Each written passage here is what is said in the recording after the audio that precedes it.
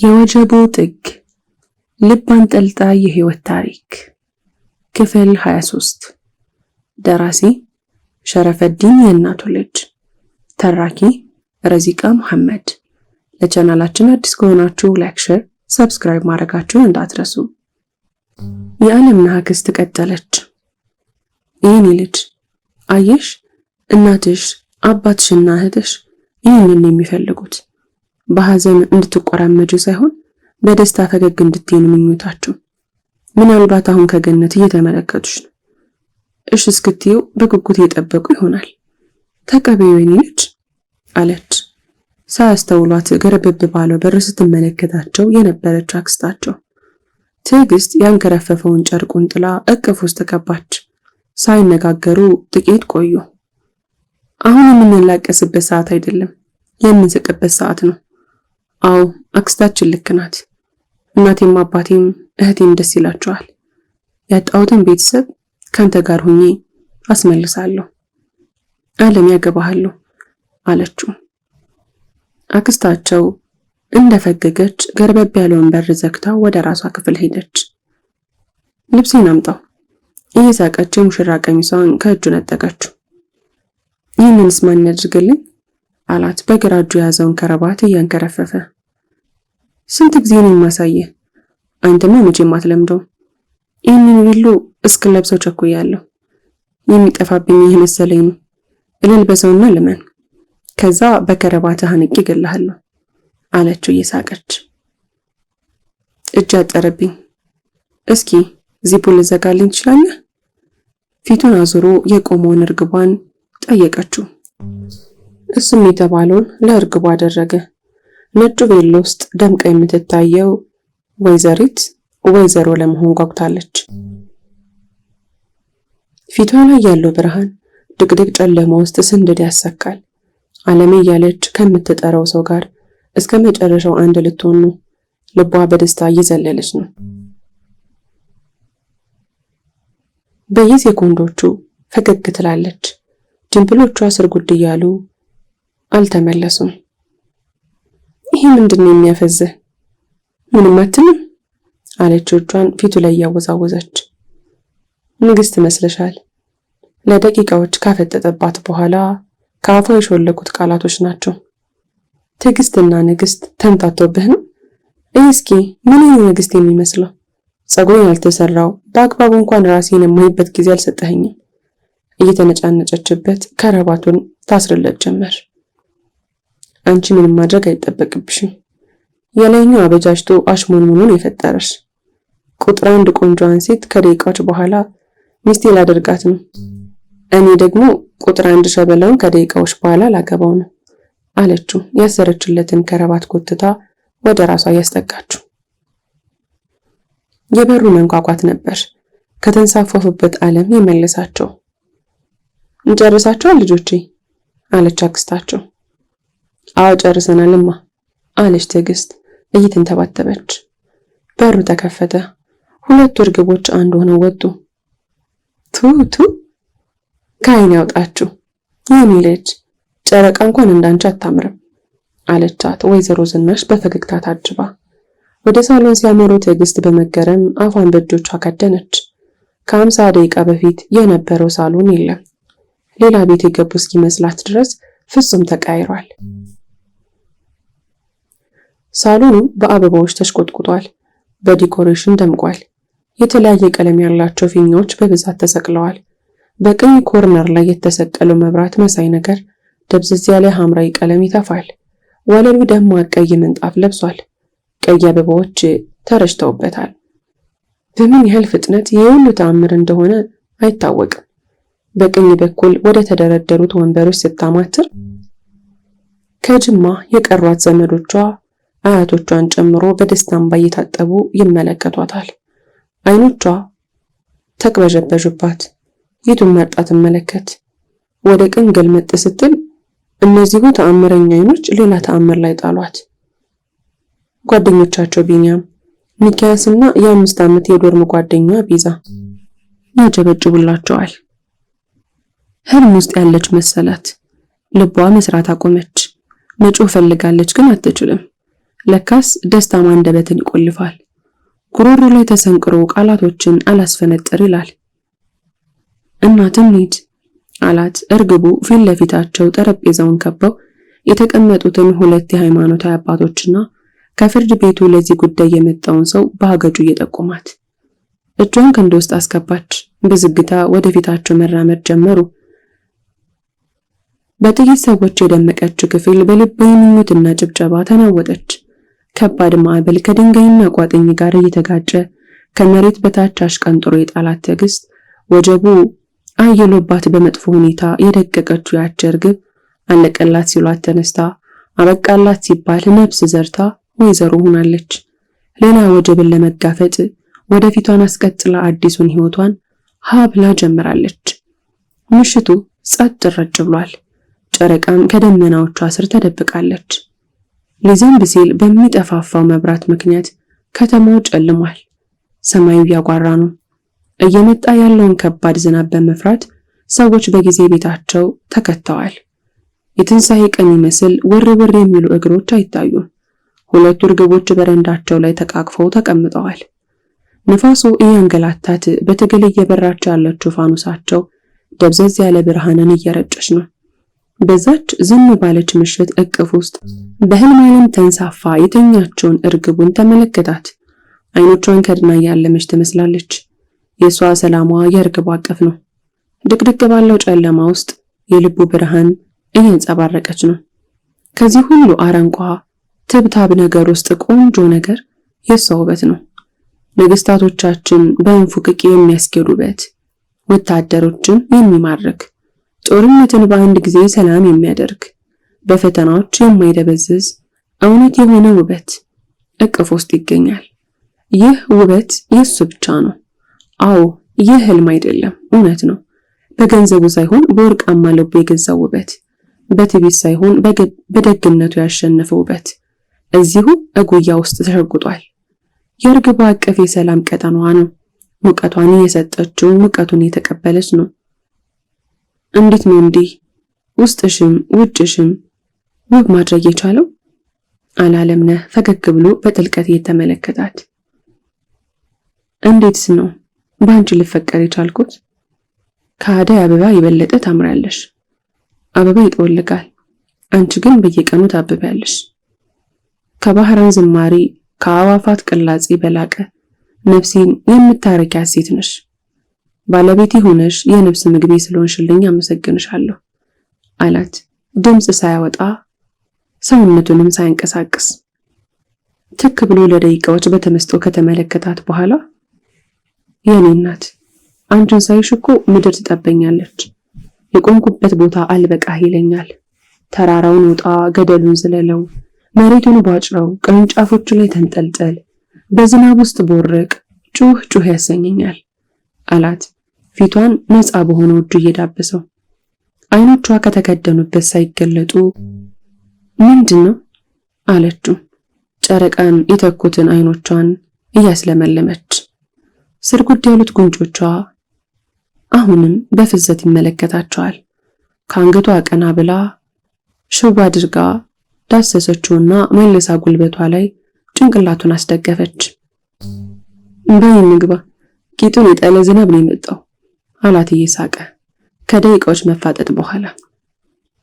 እንደ አክስት ማውራት ጀመርክልኝ? በጣም ናፍቆኛል ጨዋታዋ። አብረን ብትኖር ደስ እንደሚለኝ ታውቃለህ። ሀገሬ ይበልጥብኛል ብላ ግን እሷ ሄደች። ስለ ዝናቡ ደግሞ አንገባም። ሲዘንብ ማየት ደስ ይለኛል። ፊቷ እያበራ ነው። በዝናቡ ይሁን ዝናቡን አሳባ እየሞቀች ባለችው የእርግቧ አቅፍ ብቻ ግን ይህች የምሽት ፋኑስ ደስተኛ አድርጋታለች። አንቺ ደግሞ ልጅነትሽ ትዝ አለሽ እንዴ? እሺ በቃ ይሁንልሽ። ጋቢውን አስተካክሎ አለበሳትና ያለችውን ማድረግ ጀመረ። ዝናብ እኮ ንጹህነት ነው። ዝናብ ንጽህና ነው። ፈጣሪ ምድርን ሊያነጻ ሲፈልግ ዝናብን ይልካል። የተፈጸሙባትን ወንጀሎች በሙሉ ጠራርጎ ንጹህና የጸዳች ያደርጋታል አለችው እየተንጠራራች። በረዶ የቀላቀለው ዝናብ በቁልቁል ይንዶለዶላል። ቆርቆሮ የሚወርደውን ዝናብ ለጆሮ አጋኖ ያሰማል። ከተማዋ በጉም ታፍናለች። ውጪ የሚፈጠረውን ነገር መስማትም ማየትም ይከብዳል። ከምሽቱ 2 ሰዓት ከ20 ሆኗል። 2 እርግቦች ከመቀመጫቸው አልተነሱም። ዝናቡም አላባራም። ኃይሉን እየጨመረ እየተምዘገዘገ ነው። የሁለቱን እርግቦች ምስል ሊያስቀይር ይመስል ሰማዩ ደጋግሞ ብልጭ ድርግም ይላል። የጆሮ ታምቦር የሚበጥሰው የመብረቅ ድምፅ እየተከታተለ ድርግምግም ይላል። መሬት ተጨንቃለች። ነፍሶች ተጠበዋል። በዚህ መሃል ዓለምነህ አይኖች ላይ እንደ መናፍስት አይን ነገር ውልብ አለበት። ሰይጣን ይሁን ሰው ያላየው ነገር ጓራቸው ውስጥ ገብቷል። ነፍሱ በድንጋጤ ተኮማተረች። ራሱን ሰብስቦ ትኩረት ለማድረግ ሞከረ። ወደ ግራው ሲዞር በድጋሚ ውልብ አለበት። ግን ፍቅሩን መረበሽ አልፈለገም። እሱ ራሱን በሚያየው ነገር ግራ ተጋብቷል። አይኖቹን ጨለማ ውስጥ እያንከራተተ አጥርተው እንዲያዩለት አስገድዳቸው። ውልብ ያለበትን መንፈስ ግን ሊለዩ አልቻለም። ፍርሃት መላ አካላቱን ሰርስሮ ገባ። ችግር አለ አለችው ከአንገቷ ቀና እያለች። ራሱ እንኳን ያላየውን ነገር ምን ብሎ ይንገራት? አይ ምንም እንዳይደብርሽ ብዬ ነው አላት ጋቢውን በድጋሚ ያለበሳት። ካቀረቀረበት ቀና ብሎ ፊት ለፊቱ እየመነጠረ ሳለ ከሰማዩ ብልጭታ ጋር ተገጣጠሙ። ጓሮ ለሰከንዶች በብልጭታ ወገግ ሲል የዓለምነህ አይኖች ፊት ለፊታቸው እንደ ጅብራ የተገተረውን ነገር ላይ እዛው ላይ ፈጠጡ። ድምፁን አጥፍቶ እየሳቀባቸው ያለው የሰው ሰይጣን አይኖቹን አጥርተው አስመለከቱት። ዘካርያስ ፊት ለፊቱ ቆሞ የፊት ሳቅ ይስቅበታል። አይኖቹ ተጎለጎሉ። ብልጭታው ጠፋ። ጨለማ መልሶ ስፍራውን ተቆጣጠረው። ሌላ ብልጭታ አልጠበቅም። ከጎኑ ካለችው ኩርሲ ወንበር ላይ ያስቀመጠውን የእጅ ባትሪ ያነሳና ስፍራውን ብርሃን ለቀቀበት። ከሴኮንዶች በፊት የያዘው ዘካርያስ በቦታው የለም። ባትሪው ወደ ቀኝና ወደ ግራ እያበራ ፈለገው። የሚስቀው ዘካርያስ ግን የለም። እርግቧን ከሰውነቱ ላይ አላቆ በቅጽበት አይቶት በቅጽበት የተሰወረበትን ሰው ፍለጋ ዶፍ ዝናቡ ውስጥ ገባ። ዝናቡ አናቱን ቀጠቀጠው። ሰውነቱ ቅዝቃዜውን መቋቋም አቅቶት እየተንዘፈዘፈ ነው። እሱ ግን ችላ ብሎታል። ለፍስፍሱ አካላቱ ቦታ ሳይሰጠው አእምሮን ብቻ እያዳመጠ ነው። ግቢውን አሰሰው። ፍለጋው ግን ያው ነው። እውነት መሆኑን ሊያረጋግጥ አልቻለም። ዓለም እየበሰበስክ እኮ ነው። ምንድነው የተፈጠረው? እባክህ ተመለስ፣ ያመሃል። ድምጾቿ በዝናቡ ታፍነው እንዳይቀሩ ጮክ ብላ ነበር የምትናገረው።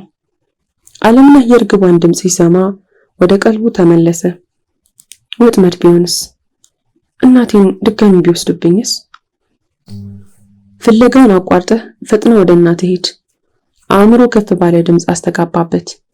እየተንደረደረ ወደ በረንዳው ሄደ። እንግባ ወደ ቤት ፍጠኝ። አጣድፎ ወደ ቤት አስገባትና በሩን ከውስጥ ቆለፈው። ምንድነው እንከው? የገባ ሰው አለ? ምንድነው የምትፈልገው? አለችው። በድንገት እየሆነ ያለው ነገር ግራ አሰኝቷት። አይ ምንም አልሆንኩም። ሌባ የገባ መስሎኝ ነበር። አረጋግጥኩ፣ ምንም የለም አላት ቁና ቁና እየተነፈሰ። በጣም በስብዛል። እሱ በለ እንዳያመ ሰውነትን አደራርቅ። የተጣጠፈ ፎጣ አቀበለችው። ሙሉ ሌሊቱን ባይኑ እንቅልፍ ዝር አላለም። ሽጉጡን ከትራሱ ስር ሸጉጦ እርግቡን ሲጠብቃት ሌሊቱን አጋምሰው። ሌሊቱን ሙሉ አእምሮ ከሐሳብ አላረፈም። ጭንቀቴ በራሱ የፈጠረው ምስል ይሆን ወይስ ዘካርያስ የእውነት ግቢ ውስጥ ነበር? ጭንቅላቱ ተወጣጠረ። እንዲሁ ያንሰላሰለ ከሌሊቱ 7 ሰዓት ገደማ እንቅልፍ ቢጤ ሸለባ አደረገው። ለስንት ደቂቃ ወይም ለስንት ሰዓት ያህል እንዳንቀላፋ አያውቅም። አይኖቹ ሳይገለጡ አእምሮ ቀድሞ ንቃ። አይኖቹ እንደተጨፈኑ እጁን ልኮ ጎኑ እንዳበሰ። ቀኞቹ የሚጨብጠውን አጣ። የላከው እጁ የትዕግስትን ሰውነት ሳይዳብስ ተመለሰ። ዓለምነህ በእርግጎ ተነሳ። እርግቡ ከጎኑ የለችም። እየተርበተበተ ሰዓቱን ተመለከተ። ከሌሊቱ 9 ሰዓት ይላል። ምን የማረባ ነው? ድጋሚ እሷን መጠበቅ እንኳን አልቻልኩም። 2 ሰዓት ሙሉ እንደተኛ አወቀ። ሽጉጡን ይዞ እየተካለበ ወደ ግቢው በር አመራ። ሌሊቱን ሙሉ ሲረግጠው የነበረው ዝናብ አባራ ሲባል እያገረሻ አሁንም እየጣለ ነው። የግቢውን በር ሊከፍተው እጁን ሲልክ በራፉ ቀድሞ ተከፈተ። አለምነህ ወደ ኋላ 2 እርምጃ ፈግፍጎ ሽጉጡን አነጣጠረ። ማነህ? ቁም ብያለሁ አላለምነህ ፊት ለፊቱን እያባራ። እኔ ነኝ አለምነህ። የጠፋችበት እናቱ ድምጽ ነው። ሽጉጡን አውርዶ ባትሪውን እያበራ በፍጥነት በሩን በልጥጦ ከፈተው። እናት ውጭ ምን ታደርጊያለሽ በዚህ ሌሊት? መልሼ አጣሁሽ መስሎኝ ራሴን ልገል ነበር። ዝናቡ ከሚያመልጠኝ ብዬ ቆሻሻ ልደፋ ወጣሁ። ቆሻሻውን ለጎርፍ ሰደድኩት። በዛ ላይ አንተ በስብሰህ ለምን ይቀርብኛል አለችው። በእጅ ያዘችውን የቆሻሻ ማጠራቀሚያ ማዳበሪያ እያሳየችው። ምን ቢሆንስ? ይህ ሰው የሚዟዟርበት ሰዓት ነው። በሽታ ላይ ብትወድቂስ? መጥፎ ነገር ቢያጋጥምሽስ? በጣም አናድሽኛል። ድጋሚ ይህንን ነገር ካደረግሽው እናት አዝንብሻለሁ አላት የግቢውን በር እየዘጋ። ከወንጉት የሚብስ የለም አይዞሽ፣ ምንም አልሆነም። ያኮረፈውን እርግቧን አቅፋ አባበለችው። ትዕግስት በጠዋት ነበር የተነሳችው። ራዲዮኗን ከፍታ በጠዋት በሚለቀቁት ዜማዎች ቀኑን ጀምራለች። ጤና ይስጥልኝ ከጠዋቱ 2 ሰዓት ሆኗል የሚል ጎርመም ያለ ድምጽ ስትሰማ ዘፈኖቹ በመቋረጣቸው ተበሳጨች። ከእናንተ ውሸት ሙዚቃው ይሻላል። ራዲዮውን ልትዘጋ ወደ ጠረጴዛው እየሄደች ሳለ ቀጥሎ የሰማችው ነገር ቀልቧን ሳበው። ጆሮዋን ሰጣ ማዳመጥ ጀመረች። ትናንት ሌሊት ነዋሪነታቸው አዲስ አበባ የሆኑ 2 አብረው የሚኖሩ ወጣቶች ተገደሉ። ወንጀሉ ከ4 ወር በፊት በአሰቃቂ ሁኔታ ከተገደሉት የህግ ታራሚዎች ጋር ተመሳሳይ ነው። ሰውነታቸው በስለት የተበሳሳ ሲሆን እርቃን ጀርባቸው ላይ ፍትህ በየቀኑ ለሚደፈሩ ህፃናት የሚል በደም የተጻፈ ጽሑፍ ሰፍሯል። ፖሊስ አካባቢውን ተቆጣጥሮ ምርመራ እያደረገ ነው። ከ4 ቀናት በፊት የ13 ዓመት ልጅ የተደፈረችበት ወላጅ አባት አስከሬኖቹ ጀርባ ላይ በተገኘው ጽሑፍ ምክንያት ተጠርጥሮ ወደ ጣቢያ ተወስዷል። አዲስ ነገር ሲኖር የምናሳውቃችሁ ይሆናል። ትዕግስት ፈገግ አለች። ዜናውን ለእርግቧ ልትነግረው መኝታ ክፍላቸው እየሮጠች ገባች። ተነስ አለሜ ተነስ አለችው አንሶላውን እየገፈፈችበት። ምንድነው አላት አይኖቹን እያጨናበሰ። ድምፁ ተዘግቶ በሬዲዮ 2 ሰዎች እንደተገደሉ ተነገረ አለችው እየፈገገች። እና ይሄ ምኑን ያስደስተሽ አላት ሁኔታዋን እያስተዋለ። ቅጣታቸውን አግኝተዋል። ህፃናትን ደፍረዋል። ጋዜጠኛው ከተደፈረችው ህፃናት ጋር የሚገናኛቸው ነገር እንዳለ ተናግሯል። እሰይ እንኳን ሞቱ። አለምነህ ላይ ተኮሳተረችበት። ነይ እስኪ ወደዚህ አላትና በተቀመጠበት እጆቹን አንከረፈፈ። ቁርሳቸውን ተመግበው እንደጨረሱ ስራ መሄድ አለብኝ ረፍዶብኛል አላት ሳምሶናይቱን እያነሳ። ይህን ጠጣበት፣ በዝንጅብል ያፈላሁት ሻይ ነው የሚያስልህ ይተውሃል እሺ አለችው የሻይ ብርጭቆውን እንዲቀበላት እያስጠጋችለት። ትኩስ ነው እኮ እኔ ልጠጣው አላት እንፋሎቱን እየተመለከተ። እሷ አይደለም የሚፈልገው? ተቀበለኝ፣ አሁን ያቃጠለኝ ነው አለችው ግንባሯን እያጨማደደች። ግንባሩና አፍንጫው ላይ ችፍ ያለው ላቡን በመሐረብ እየጠረገ አላወኝ እኮ አላት። አሁን ደህና ትሆናለህ እንደፈገገች ብርጭቆውን ተቀበለችው። እርግቡን ግንባሯን ስሞ ተሰናብቷት ወጣ። እንዳለ ወደ ስራ ሳይሆን ሚስጥር የሆነበት አጋሩን በስልክ ሊያገኘው ነው። ከረፋዱ 4 ሰዓት ሆኗል። ትዕግስት የተመገቡበትን ሳህኖች አጣጥባ ንጹህ አድርጋቸዋለች። የተዘበራረቀውን ቤት ቀልጠፍ እያለች አስተካክላ ጨረሰችና የቆሸሹትን ልብሶች ልታጥብ መሰብሰብ ጀመረች። የአለምነህን ልብሶች እየለየች ሳለ ግን ውሃ ሰማያዊ ሸሚዙ እይታ ውስጥ ገባ። ዘርግታ ተመለከተችው። የሸሚዙ እጅጌ ላይ ኮሌታው ላይ የደም ጠብታ አርፎበታል። አለምነህ በስልክ ከማይታወቀው ሰው ጋር ለ5 ያህል ደቂቃዎች ካወራ በኋላ ወደ ስራው ነበር ሄደው። ወደ ቢሮ ሲገባ ወንበሩ ላይ ሌላ ሰው ተንፈላሶ ተቀምጦበት ነበር። ግር እያለው ወደፊት ተራመደ። ሳምሶናይቱን ጠረጴዛው ላይ አስቀምጦ ይቅርታ ማልበል ቢሮ ውስጥ እንዴት ልትገባ ቻልክ አለው ሳምሶናይቱን ጠረጴዛው ላይ ያስቀመጠ። ዛሬ ነው ወደዚህ ቅርንጫፍ የተዘዋወርኩት። እዚህ ኃላፊነት ላይ ነው የተሾምኩት። ለዛም ነው አሁን እዚህ ወንበር ላይ ያለሁት አለ ሰውየው ለጠጥ ካለበት ቀና ብሎ ጠረጴዛውን የተደገፈ። አለምነህ ለሰውየው ተጨማሪ ጥያቄም ሆነ መልስ አልመለሰም። ሳምሶናይቱን ካስቀመጠበት መልሶ በማንጠልጠል ወደ በሩ አመራ። ካልተሳሳትኩ አለምን የምትባለው አንተ ነህ? ጉራና ትዕቢት በተቀላቀለበት ሁኔታ ጠየቀው። አለምነህ ዘወር ብሎ ተመለከተና ቢሮውን ከፍቶ ወጣ። በቀጥታ የሄደው ስራ አስኪያጁ ቢሮ ነበር። ይግቡ የሚል ድምጽ ሲሰማ ማንኳኳቱን አቁሞ ሰተት ብሎ ገባ። ኦ አለምነህ፣ ስፈልግ ነበር። እንኳን ደህና መጣህ አለው 50ዎቹ አጋማሽ የሚገኝ ጠይም ያለ ቆዳ ያለው ኃላፊው። ምን እየተካሄደ ነው? አለምነህ ለስለስ ባለ ድምጽ። ቁጭ በል አለው። ጠረጴዛውን ተከትለው የተደረደሩትን ውብና ውድ ወንበሮች በእጁ እየጠቆመው።